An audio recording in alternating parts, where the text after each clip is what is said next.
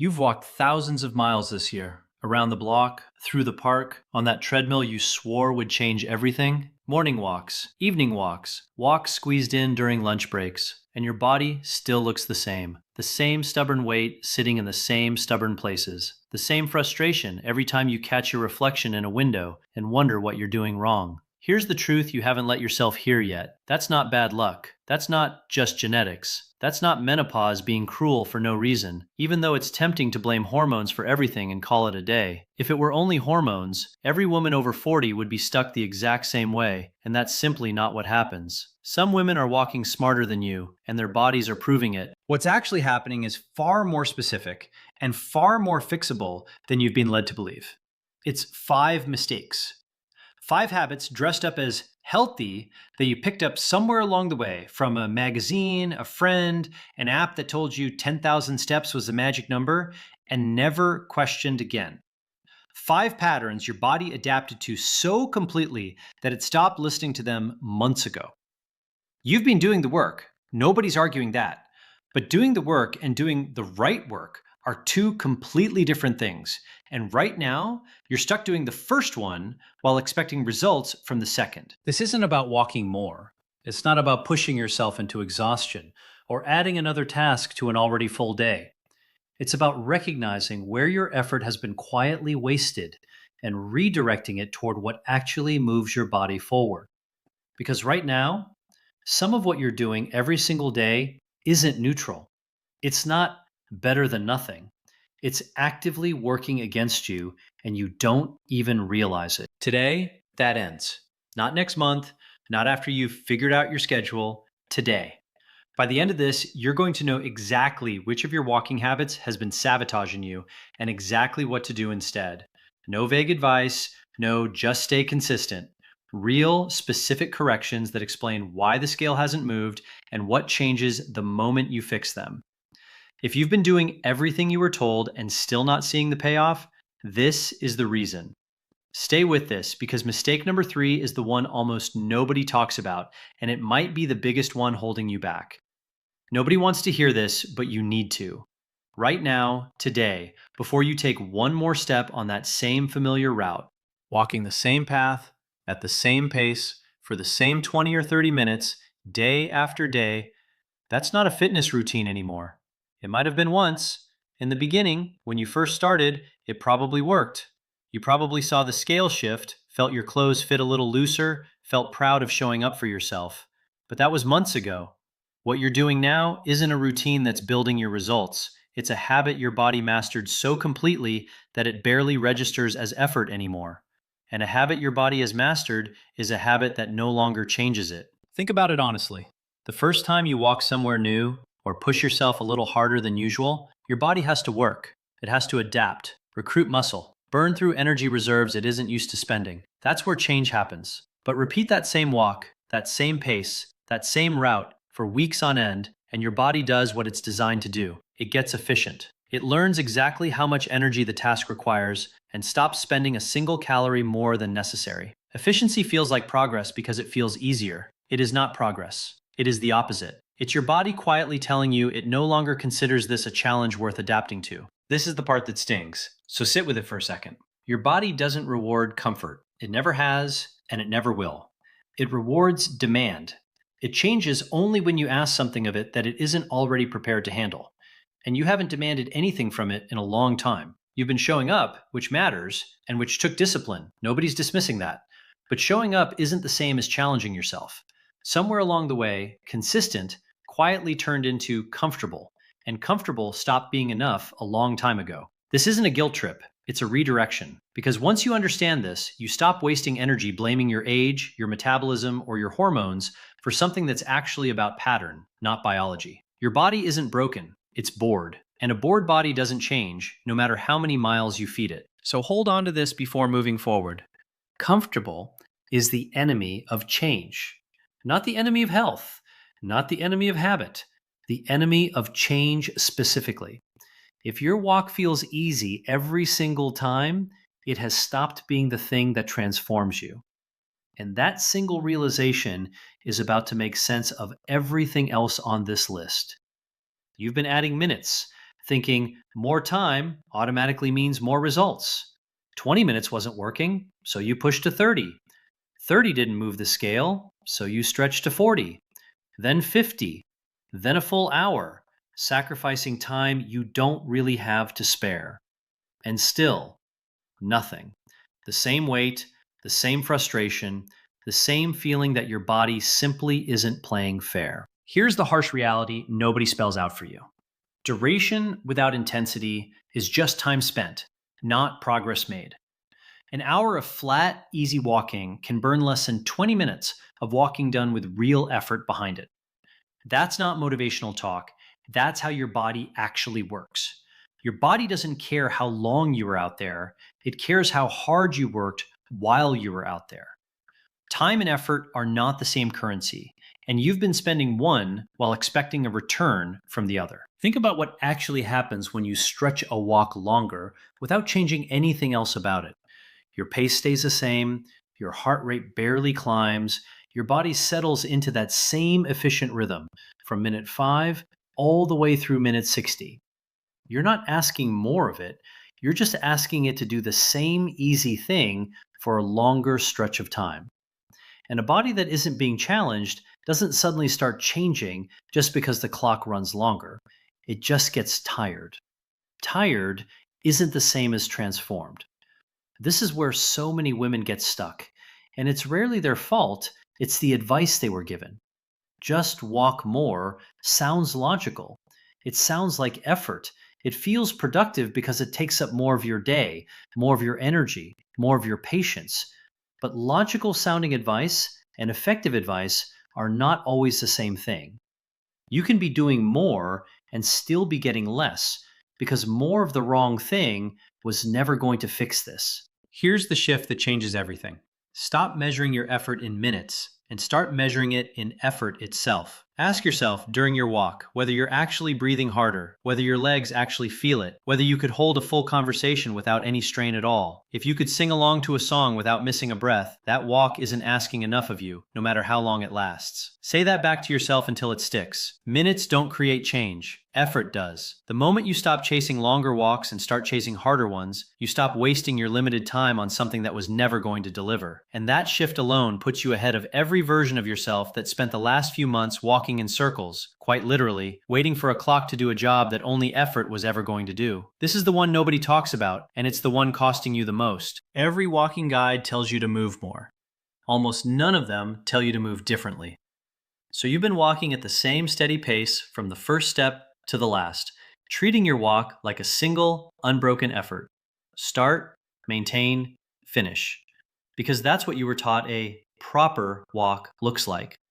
It feels disciplined, it feels controlled, and it is quietly one of the biggest reasons your results have stalled. Here's what's actually happening inside your body during a flat, steady pace walk. The moment your body figures out the demand, and it figures it out fast, usually within the first few minutes, it settles into the most efficient version of itself for that exact pace. Efficient sounds like a compliment. It isn't. Not here. Efficient means your body has learned to do the task using less energy than it did the first time. It means fewer calories burned to accomplish the same distance. The very consistency you've been proud of is the exact thing training your body to need less from you over time. Your body doesn't get confused by change. It gets challenged by it. And challenge is what keeps it burning, adapting, working. When you walk the same pace every time, there's no confusion for your body to solve, no demand it hasn't already mastered. It just cruises. And a body that's cruising is not a body that's transforming. The fix isn't complicated, and it doesn't require more time than you're already giving. Short bursts of faster, harder walking mixed into your normal pace. 90 seconds pushed, genuinely pushed, breathing hard, arms driving, followed by 2 minutes at your normal, easier pace to recover. Repeat that cycle for the walk you're already doing. Same clock, same route if you want, completely different demand on your body. This single shift does more for your metabolism than another 30 minutes tacked onto a flat walk ever could. It keeps your body guessing. It keeps it working to figure out what's coming next instead of settling into a rhythm it mastered weeks ago. And a body that's constantly having to figure things out is a body that keeps burning, keeps adapting, keeps changing long after the walk itself is over. So stop rewarding your body for being predictable. Stop letting steady and consistent quietly become steady and stagnant. The goal was never to make your walk easier to sustain. The goal is progress, and progress requires your body to never fully settle in. Stop being efficient. Start being unpredictable to your own body. That one adjustment applied to the walk you're already doing tomorrow is the difference between another month of nothing and finally seeing the number on the scale start to move. Look at how you actually walk, not how you think you walk, how you actually move right now without adjusting anything for the sake of appearances. Arms barely swinging, maybe just brushing past your sides. Shoulders creeping up toward your ears or slouched forward like you're bracing against something. Core switched off completely, doing absolutely no work while your legs carry the entire load on their own. This is the mistake almost nobody thinks to check, because walking feels like the one exercise you don't need to think about. You've been walking your whole life. Nobody corrects your form the way they would in a gym class or a training session. So the posture you've had for years, the one shaped by sitting at desks, looking down at phones, carrying stress in your shoulders, just carries straight into your walk without you ever noticing it's there. Here's the problem with that. You're dragging your body forward instead of driving it forward. There's a real difference between those two, and your results are living proof of it. Dragging means your legs do the work while everything else along for the ride, disengaged, contributing nothing.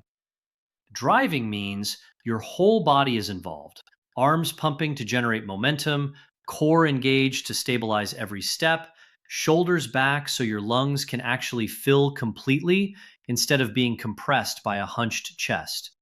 One of those burns noticeably more energy than the other, and it isn't the one you've been doing. That posture isn't just lazy, though it is that too, if we're being honest. It's leaving muscle engagement and real calories on the table with every single step you take. Multiply that by every walk you've done this month, and you start to see how much has quietly slipped through the cracks. It's not one walk that matters here. It's the accumulation of hundreds of walks where your upper body did nothing while your legs carried all the responsibility alone. The fix takes less than 10 seconds to apply, and it costs you nothing extra in time. Pull your shoulders back and down, away from your ears. Bend your elbows to roughly 90 degrees. Drive them backward with intention, not just letting them swing loosely by your sides. Engage your stomach like someone's about to test it, like you're bracing for a light tap to the gut. That alone wakes up muscles that have been sitting completely idle through every walk you've taken this year. Small change, real difference. Not because it burns some dramatic number of extra calories in a single walk, but because it turns a walk that was only working half your body into one that's working nearly all of it. Fix your posture on your very next walk, and you'll feel the difference in your legs, your core, and your breathing before you've even made it halfway through. This is the one that stings the most, so brace yourself for it. You've been walking in isolation, treating it like a self-contained solution that owes you results all on its own. No real attention to what you eat afterward, sometimes even convincing yourself that a good walk earns you a reward you wouldn't normally have. No strength work layered in alongside it. No real discipline around sleep, even though sleep is quietly running the show behind every hormone that controls how your body stores or releases fat. You've been expecting one habit, done in isolation, to override everything else happening in your day, and when it doesn't, you conclude the walking itself must be broken. It isn't broken. It was just never built to carry that much weight alone. Walking is a tool, a genuinely powerful one. It improves circulation, supports your heart, helps regulate stress hormones, and burns real energy when it's done with the intensity and intention covered already. But it was never meant to be the entire toolbox. No single tool fixes an entire system on its own, and your body is a system, not a single dial you can turn. Expecting your walk to compensate for a diet that's inconsistent, for sleep that's chronically short, for a complete absence of strength training is like expecting one strong ingredient to save a recipe where everything else is working against it. Think about what's actually happening after your walk ends. If you're not paying attention to what follows it, the food choices, the recovery, the rest, you can undo in 10 minutes at the kitchen counter what took you 45 minutes to build on the pavement. That's not the walk failing you. That's the rest of your day canceling out the one part you were actually doing right. And strength work matters here more than most women over 40 want to admit. Muscle is what keeps your metabolism from slowing as much as it naturally tends to with age. Walking alone, without any resistance training layered in, doesn't build or preserve that muscle the way it needs to be preserved.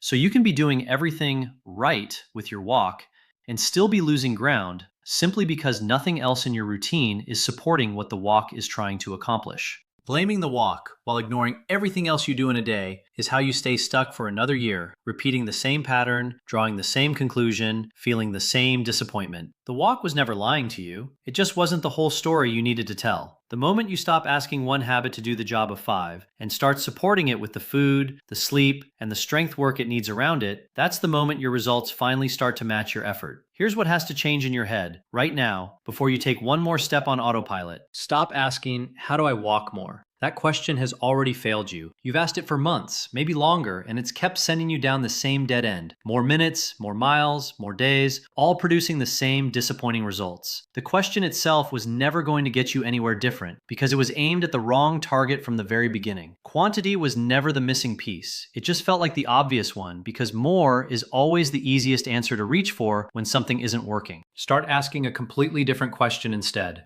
How do I make my body work harder in the time I already have? Notice what that question doesn't demand of you. It doesn't ask for more time carved out of a day that's already full. It doesn't ask you to sacrifice sleep to fit in an extra 30 minutes or rearrange your entire schedule around a longer walk. It asks you to use the time you're already spending more intentionally. That's a completely different kind of commitment, and it's one you're already capable of making today. This is where the real shift has to happen, and it's less about your legs and more about how you've been defining effort. Effort is not minutes on a clock. It never was. A full hour of comfortable flat walking can require less from your body than 15 focused minutes of intervals, pushed posture, and real intensity. If you've been measuring your progress by how long you were out there, you've been measuring the wrong thing entirely. And that's exactly why the number on the scale hasn't matched the number of miles behind you. Effort is discomfort with a purpose. Not exhaustion, not pain, just the honest, slightly uncomfortable feeling of your body being asked to do something it hasn't fully mastered yet. Breathing a little harder, muscles working a little more, pace pushed past what feels automatic. That discomfort is not a sign something's wrong. It's the signal that something is finally about to change. Comfort was never the goal. Comfort was the reason nothing moved. The moment you stop chasing comfort and start chasing challenge, everything downstream of that decision starts to shift. Your results stop lying to you because you finally stopped feeding your body the same easy signal it learned to ignore months ago. This isn't about punishing yourself or turning every walk into a grueling session. It's about being honest with yourself every single time you lace up about whether what you're doing is actually asking anything of your body or just repeating a pattern it stopped responding to a long time ago. Picture this differently for a moment, because the version of your walk that actually works looks almost identical to the one you're already doing. It just isn't identical underneath the surface. Same shoes, same time of day, same amount of time carved out of your schedule, the same 20, 30, or 40 minutes you've already been protecting. Nothing about your calendar has to change. What changes is what happens inside that window. Instead of a flat, unbroken pace from start to finish, that walk now has rhythm to it. A push, a recovery, a push again. Your body cycling between effort and rest instead of settling into one long, predictable cruise. Instead of arms hanging loose and shoulders collapsed forward, your whole upper body is finally doing its share of the work, driving momentum instead of just riding along for the distance. Instead of walking completely disconnected from the rest of your day, that same walk now sits inside a day where your food choices, your sleep, and a little bit of strength work are all quietly supporting what you're building rather than working against it in the background. That's not a bigger commitment. Read that again because it matters.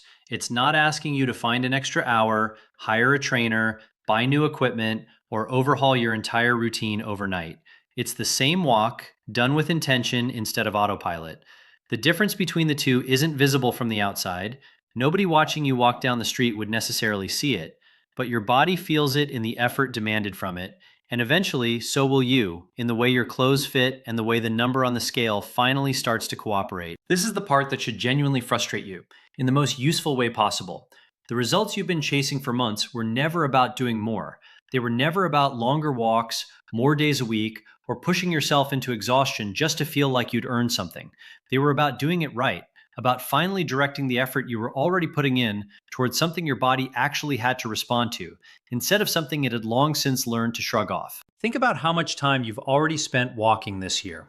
Hours upon hours, real effort, real consistency. None of that was wasted in the sense of being pointless. It built a habit, and habits matter. But it was misdirected, aimed at the wrong target, measured by the wrong metric.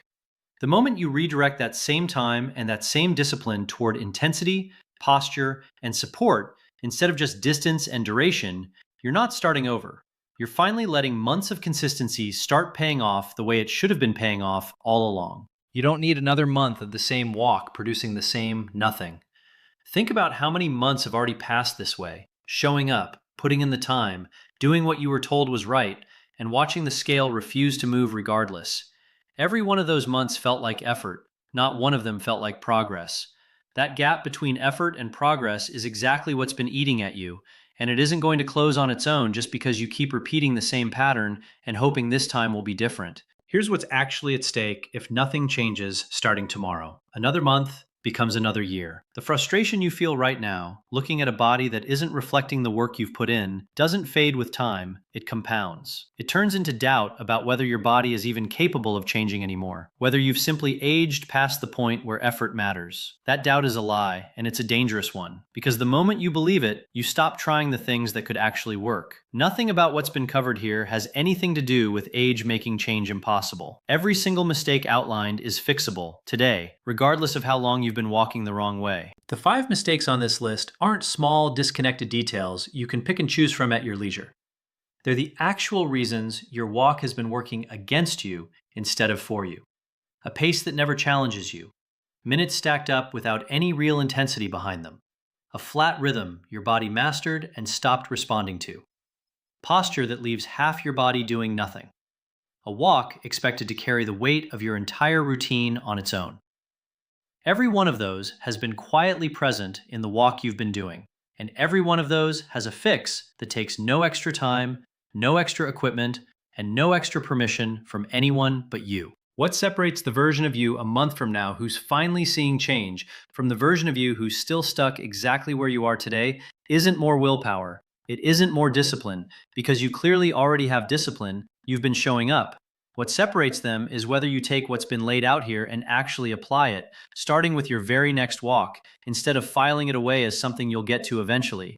Eventually is where good intentions go to disappear. Tomorrow's walk is either going to look exactly like the one before it, or it's going to be the first one that actually counts. Pick one mistake from this list, just one, and fix it on your very next walk. You don't need to overhaul everything at once. You don't need a perfect plan, a new outfit, or a Monday morning to make it official. You need one decision, applied the next time your feet hit the pavement, and that decision alone is enough to break a pattern that's held you in place for months. Add the intervals if that's the one that hit hardest. 90 seconds pushed, 2 minutes easy, repeated for the length of the walk you're already doing. Fix your posture if that's the piece you recognized in yourself the moment it was described. Shoulders back, arms driving, core engaged, turning a walk that used half your body into one that finally uses all of it. Stop treating the walk like it works alone if that's the truth that landed hardest. Pair it, starting today, with even one better food choice or one earlier bedtime, so it isn't carrying your entire routine by itself anymore. It doesn't matter which one you choose first. What matters is that you choose. Because choosing nothing is exactly what's kept you exactly where you are. Every mistake outlined here has been fixable this entire time. Not complicated, not expensive, not dependent on more time than you already have. The only thing standing between where you are and where you want to be is the decision to actually apply what you now know instead of setting it aside as something to think about later.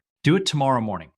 Not next Monday, because Monday has a way of turning into the Monday after that, and then the one after that, until an entire season disappears and you're left exactly where you started, still wondering why nothing's changed. Not when things calm down, because things rarely calm down on their own schedule, and waiting for the perfect moment is just another way of avoiding the uncomfortable one. Tomorrow. The very next time you walk out that door, one thing is different, and that one thing is enough to start shifting everything that's felt stuck for so long. Your body has been waiting for you to ask more of it. Not punish it, not exhaust it, just ask more of it. The way it's been quietly asking you to for longer than you've been willing to admit. It has been fully capable of changing this entire time. It was never the problem. The pattern was the problem. And now you know exactly what that pattern looked like and exactly how to break it. Stop making it wait. The next walk is yours to change. Take it.